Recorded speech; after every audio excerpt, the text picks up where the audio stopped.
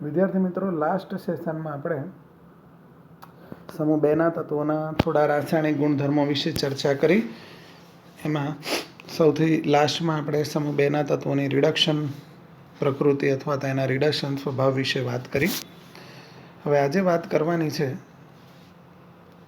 સમૂહ બેના તત્વોમાં પ્રવાહી એમોનિયામાં દ્રાવણો વિશે. આલ્કલી ધાતુઓની માફક જ આલ્કલાઇન અર્થ ધાતુઓ પણ પ્રવાહી એમોનિયામાં ઓગળે છે અને એમોનિયાયુક્ત આયન બનાવી આપણે અગાઉ વાત કરી તેમ ઘેરો વાદળી રંગનું દ્રાવણ આપે છે. આ પ્રકારની રિએક્શન આપણે સમૂહ 1માં પણ જોઈ હતી. આ રીતે આ દ્રાવણોમાંથી એમોનિયાયુક્ત આયન મેળવી શકાય છે.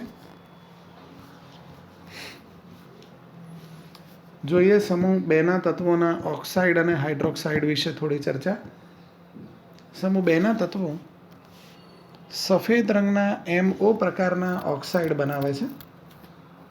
બેરિલિયમ ઓક્સાઇડ અને મેગ્નેશિયમ ઓક્સાઇડ પાણીમાં સ્પેરિંગલી સોલ્યુબલ છે, ઓછા દ્રાવ્ય છે, જ્યારે બાકીના ઓક્સાઇડની પાણીમાં દ્રાવ્યતા ક્રમશઃ વધતી જાય છે. સમૂહમાં ઉપરથી નીચે જઈએ તો ઓક્સાઇડોનો બેઝિક સ્વભાવ વધે છે, જેમ કે બેરિલિયમ ઓક્સાઇડ એ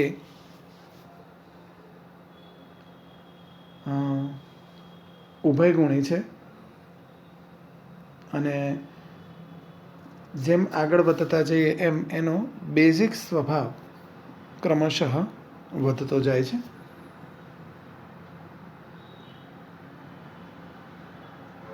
અને પાણીમાં સોલ્યુબિલિટી પણ એમની ક્રમશઃ વધતી જાય છે. એટલે બેઝિક સ્વભાવ અને પાણીમાં દ્રાવ્યતા બંને વધે છે.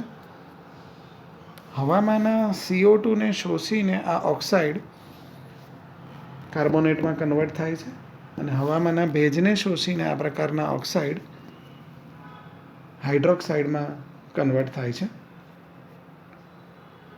બેરિલિયમ ક્લોરાઇડ, મેગ્નેશિયમ ક્લોરાઇડ જેવા દ્રાવ્ય ક્ષારોની NaOH સાથે પ્રક્રિયા દ્વારા બેરિલિયમ હાઇડ્રોક્સાઇડ અને મેગ્નેશિયમ હાઇડ્રોક્સાઇડ બનાવી શકાય છે. સમૂહ બેના હાઇડ્રોક્સાઇડ MOH ટ્વાઇસ એની કોમન ફોર્મ્યુલા છે. એ સમૂહ એકના હાઇડ્રોક્સાઇડ કરતાં પ્રમાણમાં ઓછા બેઝિક હોય છે અને એમાં પણ ઉપરથી નીચે તરફ જતાં હાઇડ્રોક્સાઇડોની સોલ્યુબિલિટી વધતી જાય છે. એ હિસાબે જોઈએ તો બેરિલિયમ હાઇડ્રોક્સાઇડ અને મેગ્નેશિયમ હાઇડ્રોક્સાઇડ લગભગ અદ્રાવ્ય, કેલ્શિયમ હાઇડ્રોક્સાઇડ અલ્પદ્રાવ્ય અને સ્ટ્રોન્શિયમ હાઇડ્રોક્સાઇડ અને બેરિયમ હાઇડ્રોક્સાઇડ પ્રમાણમાં દ્રાવ્ય છે વધારે. એટલે દ્રાવ્યતા વધવાનું મુખ્ય કારણ એ લેટીસ ઉર્જાનો તફાવત છે.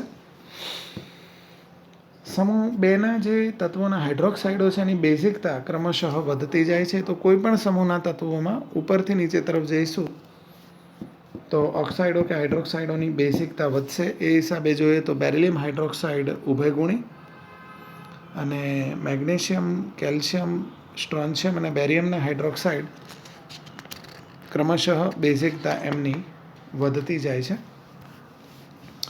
સમૂહમાં ઉપરથી નીચે તરફ જઈએ એટલે ધાત્વીય ગુણ વધે, તેમજ ધાતુઓના ઓક્સાઇડ અને હાઇડ્રોક્સાઇડોની બેઝિકતા વધે અને આવર્તમાં ડાબીથી જમણી તરફ જઈએ એટલે ધાત્વીય ગુણ ઘટે, તેમજ ઓક્સાઇડ અને હાઇડ્રોક્સાઇડોની બેઝિકતા ઘટતી જાય છે. અહીંયા ઉભયગુણી ગુણધર્મ ધરાવતો જે બેરિલિયમ હાઇડ્રોક્સાઇડ છે એની બેઝિક પદાર્થ સાથે પ્રક્રિયા અને એની એસિડ સાથેની પ્રક્રિયા, બેઝ સાથેની રિએક્શનથી બેરિલેટ આયન BeOH4 2- આ આયનને આપણે બેરિલેટ આયન કહીએ છીએ. એની બેઝ સાથેની પ્રક્રિયાથી અને એની એસિડ સાથેની રિએક્શનથી બેરિલિયમ ક્લોરાઇડ મુખ્ય નિપજ તરીકે મળે છે. હવે વાત કરીએ સમૂહ બેના તત્વોના હેલાઇડ વિશે થોડી વાત કરીએ. સમૂહ બેના તત્વોના હેલાઇડની કોમન ફોર્મ્યુલા MX2. સમૂહ બેની ધાતુ ઊંચા તાપમાને જ્યારે હેલોજન સાથે જોડાશે ત્યારે આ પ્રકારના ડાયહેલાઇડ બનાવશે. એમાં સૌથી પહેલાં BeF2ની બનાવટ જોઈએ.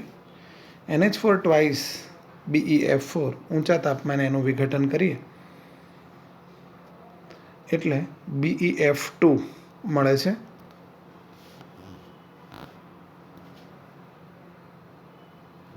બેરિલિયમ ક્લોરાઇડની બનાવટ હમણાં પણ આપણે જોઈ હતી. બેરિલિયમના ઓક્સાઇડને કોક અને ક્લોરિન સાથે 600 થી 800 કેલ્વિન તાપમાને પ્રક્રિયા કરીએ તો બેરિલિયમ ક્લોરાઇડ મળે છે. બેરિલિયમના જે હેલાઇડ છે BeX2 એ સહસંયોજક અને કાર્બનિક દ્રાવકોમાં દ્રાવ્ય હોય છે. બાકીના સમૂહ 2ના તત્વોના જે હેલાઇડ્સ છે એટલે કે MX2 પ્રકારના જે હેલાઇડ છે એ સ્વભાવે આયનીય અથવા તો આયોનિક હોય છે. આયનીય લક્ષણ પાછું સમૂહમાં ઉપરથી નીચે તરફ જતાં વધે છે. જેમ કે બેરિલિયમ ક્લોરાઇડ કરતાં મેગ્નેશિયમ ક્લોરાઇડ, એના કરતાં CaCl2 અને એના કરતાં BaCl2ના આયનીય લક્ષણ વધે છે. બેરિલિયમ ક્લોરાઇડનું ઘન અવસ્થામાં આ પ્રકારનું બંધારણ જોવા મળે છે.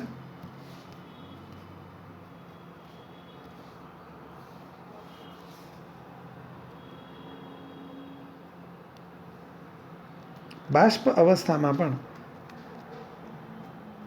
બેરિલિયમ ક્લોરાઇડ દ્વારા ક્લોરો સેતુ બંધ ClCl બંધ જેને ડાયમર અથવા તો દ્વિઅણુ કહે છે એ બને છે એની અંદર. એટલે BeCl2ના 2 અણુ બાષ્પ અવસ્થામાં પણ આ જ પ્રકારે જોડાય છે કે જે લગભગ 1200 કેલ્વિન તાપમાને એનું વિઘટન થઈને એકાકી અણુમાં કન્વર્ટ થતા હોય છે. હેલાઇડની હાઇડ્રેટ બનાવવાની જે ક્ષમતા છે એનું વલણ ક્રમશઃ ડિક્રીઝ થાય છે. જોઈએ તો મેગ્નેશિયમનો જે હેલાઇડ છે એ પાણીના 8 અણુ સાથે જોડાઈને MgCl2.8H2O બનાવે છે. ત્યારબાદ આ વલણ ઘટતું જાય એટલે કેલ્શિયમમાં CaCl2.6H2O, એ જ રીતે સ્ટ્રોન્શિયમમાં SrCl2.6H2O, એ રીતે બેરિલિયમમાં ક્રમશઃ ઘટતું જાય છે. કેલ્શિયમ, બેરિયમ અને સ્ટ્રોન્શિયમના જે સજળ ક્લોરાઇડ, બ્રોમાઇડ અને આયોડાઇડ સંયોજનો છે એને ગરમ કરવાથી એનું નિર્જલીકરણ શક્ય બને છે. જ્યારે બેરિલિયમ અને મેગ્નેશિયમના સજળ હેલાઇડને ગરમ કરતાં એ જળ વિભાજન દર્શાવે છે. સામાન્ય રીતે સમૂહ 2ના ફ્લોરાઇડની સોલ્યુબિલિટી એના ક્લોરાઇડની સોલ્યુબિલિટી કરતાં ઓછી હોય છે ઇલેક્ટ્રોનેગેટિવિટીના કારણે. એનું મેઇન રીઝન એ પણ છે કે ફ્લોરાઇડ સંયોજનોની લેટિસ ઉર્જા એ ઘણી ઊંચી છે એટલે એના અણુ પરમાણુ કાયનોની ગોઠવણીને તોડવા માટે વધારે પડતી એનર્જી આપવી પડે છે.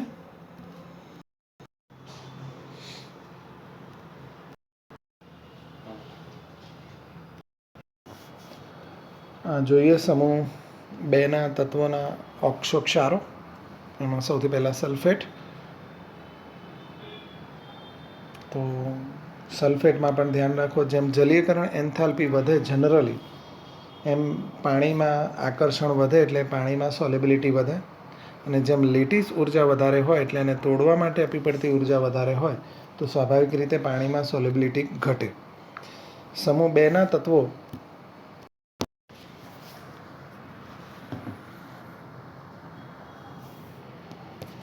સમૂહ 2ના તત્વોના જે કાર્બોનેટ હોય છે એની સલ્ફ્યુરિક એસિડ સાથેની પ્રક્રિયાથી સમૂહ 2ના સલ્ફેટ સંયોજનો બનાવી શકાય.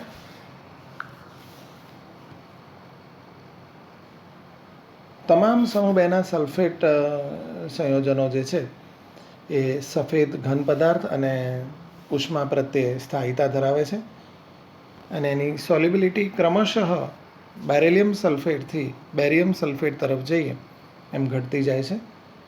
કારણ કે જલીયકરણ એન્થાલ્પી ઘટે છે અને લેટિસ ઉર્જા વધે છે. એટલે અગાઉ વાત કર્યું જેમ જલીયકરણ એન્થાલ્પી ઓછી થાય અને લેટિસ ઉર્જા વધે એમ એને તોડવા માટે આપવી પડતી ઉર્જા વધે એટલે એની સોલ્યુબિલિટી ઘટતી જાય. બેરિલિયમ +2 અને મેગ્નેશિયમ +2ની જલીયકરણ ઉર્જા એ લેટિસ ઉર્જા પરિબળને પણ વટાવી જાય છે એટલે એ ઇઝીલી પાણીમાં દ્રાવ્ય થાય છે. જેટલી જલીયકરણ એન્થાલ્પી વધારે એટલું પાણી પ્રત્યે આકર્ષણ વધારે એટલે એટલી એની સોલ્યુબિલિટી પાણીમાં વધી જતી હોય છે. ત્યારબાદ નાઇટ્રેટ ક્ષારો વિશે જોઈએ. સમૂહ 2ના તત્વોના નાઇટ્રેટ ક્ષારો. તો સમૂહ 2ના તત્વોના જે કાર્બોનેટ ક્ષારો છે એની નાઇટ્રિક એસિડ સાથે, મંદ નાઇટ્રિક એસિડ સાથે પ્રક્રિયા કરીએ તો સમૂહ 2ના નાઇટ્રેટ ક્ષારો મળે છે. એની કોમન ફોર્મ્યુલા MnO3 ટ્વાઇસ અને કાર્બોનિક એસિડ મળે છે H2CO3. સમૂહ 2ના નાઇટ્રેટમાં કદના વધારા સાથે, એટલે કે સમૂહમાં ઉપરથી નીચે જઈએ એમ જલીયકરણ એન્થાલ્પી ઘટે છે. એટલે સોલ્યુબિલિટી ઘટે, એટલે હાઇડ્રેટ બનાવવાનું વલણ પણ ઘટે. એમાં જે મેગ્નેશિયમ નાઇટ્રેટ છે એ પાણીના અણુ સાથે જોડાઈને સ્ફટિકીકરણ પામે છે, જ્યારે બેરિયમ નાઇટ્રેટ એ નિર્જળ ક્ષાર તરીકે સ્ફટિકીકરણ પામે છે. એનું આ રીઝન જલીયકરણ એન્થાલ્પી ઘટવાના કારણે, પાણી પ્રત્યેનું આકર્ષણ ઘટે એના કારણે આવું થાય. સમૂહ 2ના નાઇટ્રેટને ગરમ કરીએ તો લિથિયમ નાઇટ્રેટની માફક વિઘટન પામીને એના અનુવર્તી ઓક્સાઇડ બનાવે છે. સાથે નાઇટ્રોજન ડાયોક્સાઇડ અને ઓક્સિજન રિલીઝ થાય છે. અહીંયા MnO3 ટ્વાઇસ એના વિઘટનથી MO બને છે ઓક્સાઇડ, જ્યાં M એટલે સમૂહ 2ના તત્વો. ત્યારબાદ સમૂહ 2ના કાર્બોનેટ વિશે જોઈએ તો સમૂહ 2ના ધન આયનોમાં ક્રમશઃ આગળ વધીએ, એટલે ઉપરથી નીચે તરફ જઈએ તો જલીયકરણ એન્થાલ્પી ઘટે છે, એટલે પાણીમાં દ્રાવ્યતા ઘટે છે. અગાઉ પણ આપણે વાત કરી. એની ઉષ્મીય સ્થાયિતા સમૂહમાં ક્રમશઃ આગળ વધીએ એમ વધતી જાય છે. સમૂહ 2 કરતાં સમૂહ 1ના કાર્બોનેટ વધારે સ્ટેબિલિટી ધરાવે છે.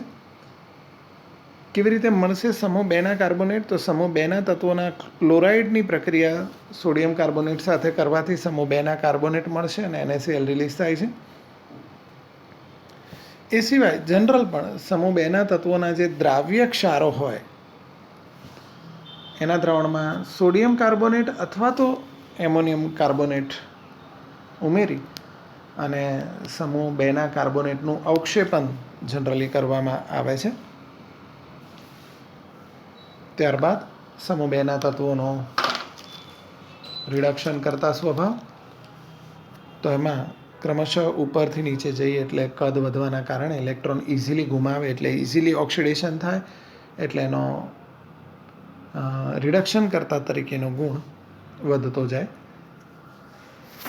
બેરિલિયમના રિડક્શન કરતા તરીકેના ઓછા ગુણ માટે જવાબદાર છે એનું નાનું કદ, એટલે ઇઝીલી એને ઇલેક્ટ્રોન રિલીઝ ના થાય, તો ઇઝીલી એનું ઓક્સિડેશન ના થાય, તો એનો રિડક્શન કરતા ગુણ ઓછો હોય. અને નાના કદના લીધે એનું ઇલેક્ટ્રોનનું કેન્દ્ર પ્રત્યેનું આકર્ષણ પણ વધારે હોય, જેના લીધે ઇલેક્ટ્રોન ઇઝીલી ગુમાવી શકતું નથી.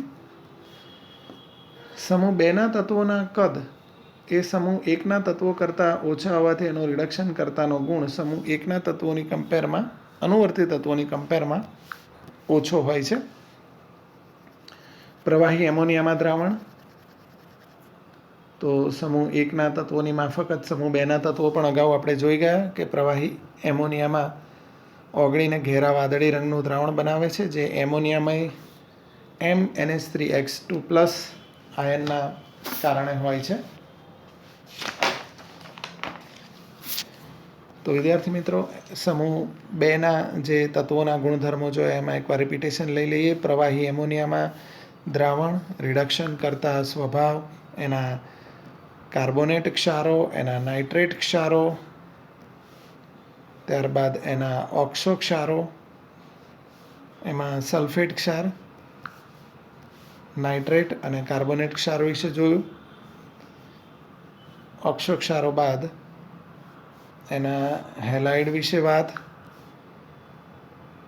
તેમજ એના ઓક્સાઇડ અને હાઇડ્રોક્સાઇડ વિશે. તો આટલા સમૂહ 2ના તત્વોના રાસાયણિક ગુણધર્મો વિશેની વાત આપણે જોઈ. હવે સમૂહ 2ના તત્વોમાં કેટલાક સંયોજનો વિશેનો સ્ટડી કરવાનો છે.